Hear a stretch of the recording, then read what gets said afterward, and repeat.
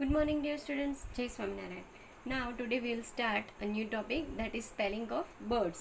Birds क्या होते हैं? They are having 2 legs, 2 wings, and they fly in the sky.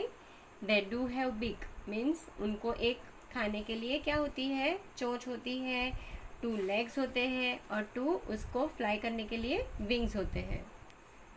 So now we'll start the spelling of words. So first we'll start with small spelling. Okay. First we'll start with small spelling. First we'll mention the date 8-10 CW and science subject. We'll give the title BIRDS birds. First spelling is CROW crow. So speak and write CROW crow. CROW crow. CROW crow. CROW crow. OWL owl. OWL owl. OWL owl. OWL owl. OWL owl.